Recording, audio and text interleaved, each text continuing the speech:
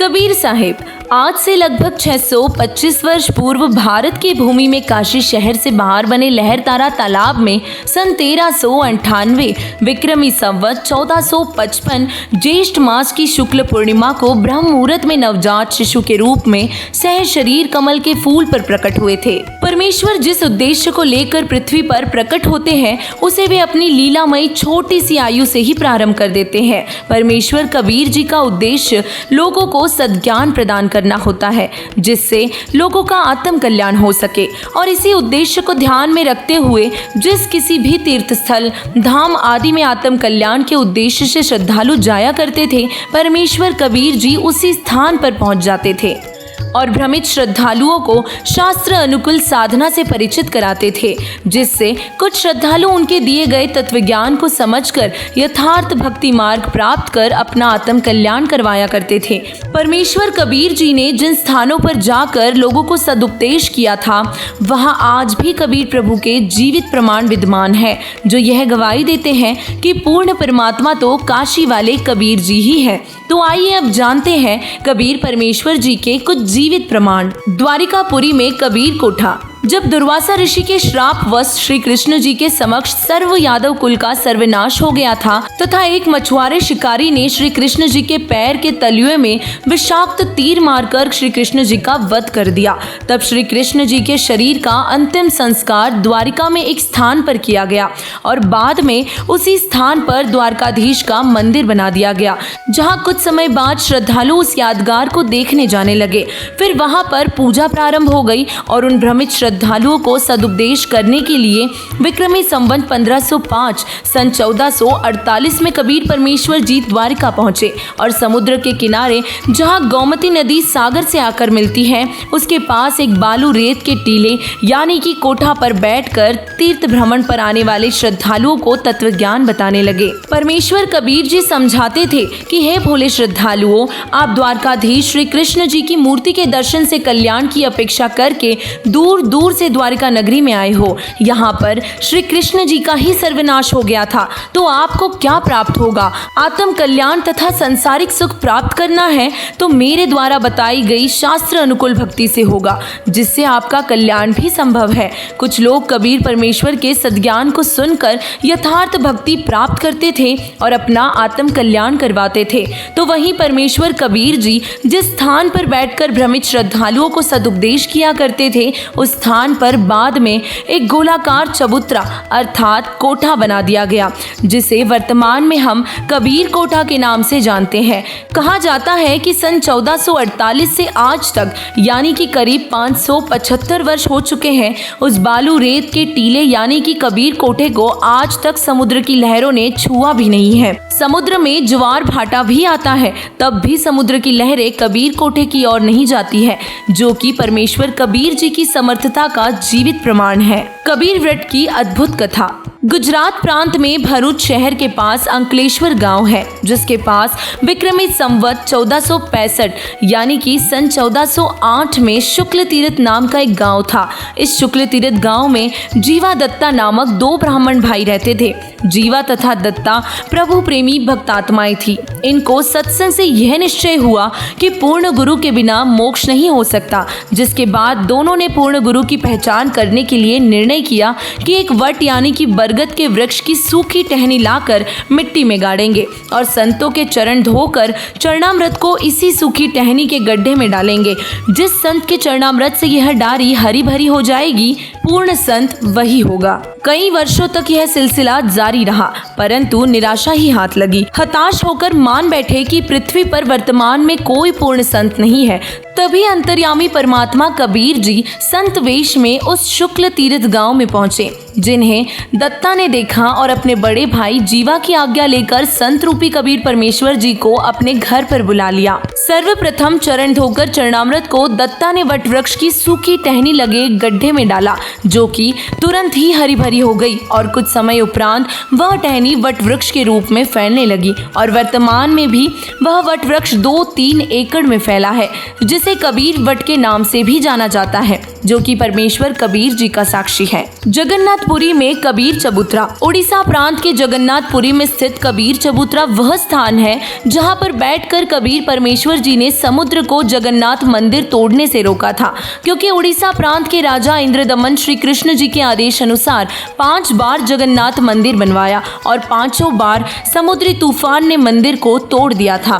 तब परमेश्वर कबीर जी ने ज्योति निरंजन काल को दिए गए वचन अनुसार समुद्र को रोका था, जिसके बाद यानी कि 6वीं बार श्री जगन्नाथ मंदिर अर्थात धाम स्थापित हो सका था और परमेश्वर कबीर जी के आदेश अनुसार समुद्र जगन्नाथ मंदिर से लगभग 1.5 किलोमीटर दूर हट गया था, जिसका आज भी प्रमाण मौजूद है कि समुद्र में कितने भी तूफान ज्वार भाटा आए, लेकिन तब से आज तक समुद्र ने जगन्नाथ मंदिर को क्षति नहीं पहुंचाई। अब सुनिए परमेश्वर कबीर जी की महिमा का शब्द। अर्ध रात्रि बीत गई थी, सौपन में दिखे घनश्याम, इंद्र दमन एक मंदिर बनवा दे, जगन्नाथ हो जिसका नाम। इंद्र दमन एक मंदिर बनवा दे, जगन्नाथ हो जिसका नाम। अर्ध रात्रि बीत गई थी, सौपन में दिखे घनश्याम, इंद्र दमन एक मंदिर बनवा दे, जगन्नाथ हो जिसका नाम। इंद्र दमन एक मंदिर बनवा दे, जगन्नाथ हो जिसका नाम। सुन राजा एक भवन बना दे, संग समुद्र गहरा हो, गीता जी का ज्ञान चले वहाँ, विपर कथा कोई कह रहा हो। ना मूर्ति न पाखंड पूजा, वो सहज स्वभाव से रह रहा हो। योग युगत की विधि बतावे, जिससे मन इंद्री पर पैरा हो। कलयुग में जो नाम जपेगा, उसके सरेंगे सारे काम। इंद्र दमन एक मंदिर बनवा दे, जगन्नाथ हो जिसका नाम। इंद्र दमन एक मंदिर बनवा दे, जगन्नाथ हो जिसका नाम। अर्ध रात्रि बीत गई थी, सौपन में दिखे घनश्याम, इंद्र दमन एक मंदिर बनवा दे, जगन्नाथ हो जिसका नाम। 5 बार मंदिर बनवाया श्री कृष्ण जी के कहने से, मंदिर टूटा अवशेष बचाना, वो तेज समुद्र बहने से। 5 बार मंदिर बनवाया श्री कृष्ण जी के कहने से, मंदिर टूटा अवशेष बचाना, वो तेज समुद्र बहने से। कहे कबीर अब मंदिर बनवाओ, यो टूटे ना मेरे रहने से। 6ठी बार मंदिर बनवाया राजा ने रानी के गहने से। कहे कबीर अब मंदिर बनवाओ, ये टूटे ना मेरे रहने से। 6ठी बार मंदिर बनवाया राजा ने रानी के गहने से। कह श्री कृष्ण ये पूर्ण ब्रह्म कबीर यही है, इसके चरणों में कर ले प्रणाम। इंद्र दमन एक मंदिर बनवा दे, जगन्नाथ हो जिसका नाम। इंद्र दमन एक मंदिर बनवा दे, जगन्नाथ हो जिसका नाम। अर्ध रात्रि बीत गई थी, सौपन में दिखे घनश्याम, इंद्र दमन एक मंदिर बनवा दे, जगन्नाथ हो जिसका नाम। कहे कबीर एक चबूतरा बनवाओ, जहां राम नाम लो लाऊंगा, जिस पर बैठ मैं समुद्र को रोकूं और मंदिर को बचाऊंगा। कहें कबीर एक चौरा बनवा दे, जहां बैठ राम नाम लो लाऊंगा, जिस पर बैठ समुद्र को रोकूं और मंदिर को बचाऊंगा।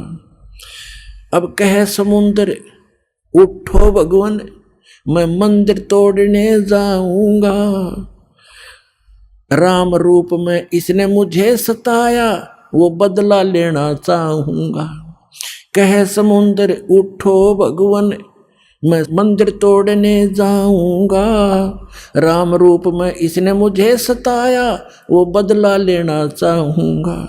अग्निबाण से इसने रास्ता मांगा और कहा था मुझको नीच गुलाम, इंद्र दमन एक मंदिर बनवा दे, जगन्नाथ हो जिसका नाम, इंद्र दमन एक मंदिर बनवा दे, जगन्नाथ हो जिसका नाम। अर्धरात्रि बीत गई थी, स्वप्न में दिखे घनश्याम, इंद्र दमन एक मंदिर बनवा दे, जगन्नाथ हो जिसका नाम, इंद्र दमन एक मंदिर बनवा दे, जगन्नाथ हो जिसका नाम। श्री कृष्ण जी की पूरी द्वारका, परमात्मा ने कहा समुद्र से, श्री कृष्ण जी की पूरी द्वारका, उस पर जाकर लाओ घात, इधर समुद्र बहर जो आ गया तो ठीक नहीं रहेगी बात। कृष्ण जी की पूरी द्वारका, उस पर जाकर लाओ घात, और सुनो समुद्र जब इधर फिर आ गया ठीक नहीं रहेगी बात। एक मील वो सागर हट गया, जोड़ करके दोनों हाथ, और पूरी द्वारका डबोली थी, वो श्री कृष्ण जी की बिगाड़ी जात। एक मील समुद्र हट गया, जोड़ करके दोनों हाथ, और पूरी द्वारका डबोली फिर श्री कृष्ण जी की बिगाड़ी जात। पर्वत की जो रुक्या समुद्र, पर्वत की जो रुक्या समुद्र, ऐसे जगन्नाथ का बन गया धाम, इंद्र दमन एक मंदिर बनवा दे, जगन्नाथ हो जिसका नाम, इंद्र दमन एक मंदिर बनवा दे, जगन्नाथ हो जिसका नाम। अर्धरात्रि बीत गई थी, स्वप्न में दिखे घनश्याम, इंद्र दमन एक मंदिर बनवा दे, जगन्नाथ हो जिसका नाम, इंद्र दमन एक मंदिर बनवा दे, जगन्नाथ हो जिसका नाम। वर्द कारीगर बन के आए, वो बंदी छोड़ कबीर करतार, हाथ पैर प्रतिमा के रह गए, धक्के ते दिए खोल कवाड़। वर्द कारीगर बन कर आए, बंदी छोड़ कबीर करतार, हाथ पैर प्रतिमा के रह गए, वो धक्के ते दिए खोल कवाड़। अछूत रूप में साहेब आए, खड़े हुए थे बीच द्वार, पांडे जी ने धक्का मारा, कह करके न नीच गुलाम।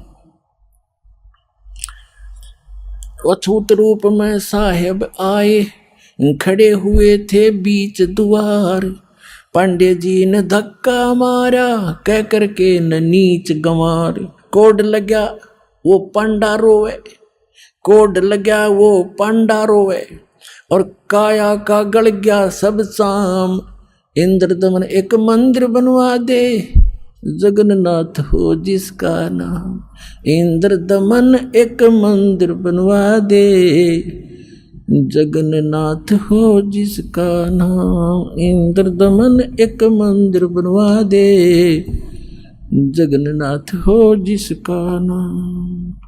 अर्धरात्रि बीत गई थी, स्वप्न में दिखे घनश्याम, इंद्र दमन एक मंदिर बनवा दे, जगन्नाथ हो जिसका नाम, इंद्र दमन एक मंदिर बनवा दे, जगन्नाथ हो जिसका नाम।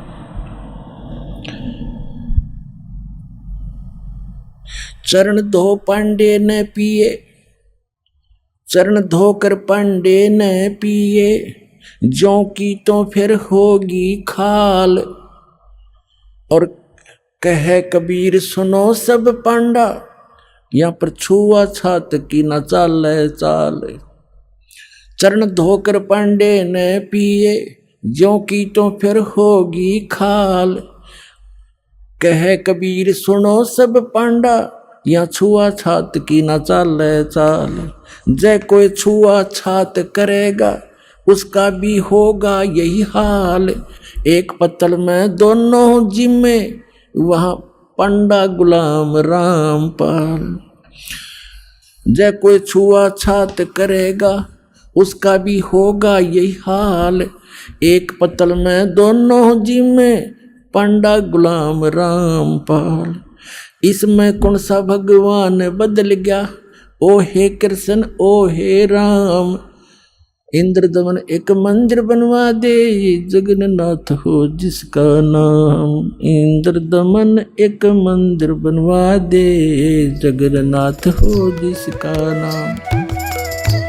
परमेश्वर कबीर जी इस पृथ्वी में 120 वर्ष रहे और लोगों को सद्ज्ञान का उपदेश दिया, जिसके बाद कबीर जी सतलोक जाने के लिए काशी से मगहर पहुंचे, जहां से परमेश्वर कबीर जी माघ महीने की शुक्ल पक्ष तिथि एकादशी विक्रमी संवत 1575 सन 1518 को कबीर साहिब जी ने मगहर में एक चादर नीचे बिछाई और एक ऊपर ओढ़ ली। थोड़ी देर में आकाशवाणी हुई कि मैं तो जा रहा हूँ सतलोक। जब चादर उठाकर देखा गया तो उनके शव की जगह सुगंधित फूलों का ढेर मिला, जिसके बाद हिंदू व मुसलमानों ने एक एक चादर और आधे आधे सुगंधित फूल लेकर मगहर में ही 100 फुट के अंतर पर एक यादगार बना दी, जो कि मगहर यानी वर्तमान जिला कबीर नगर में आज भी विद्यमान है। परमेश्वर कबीर जी की इसी लीला को संत गरीबदास जी महाराज जी ने कुछ इस प्रकार वर्णित किया है। तहाँ वहाँ चादर फूल बिछाए, सिज्जा छाड़ी पद ही समाए, दो चादर दहु दीन उठाई, ताके मध्य कबीर न पाई।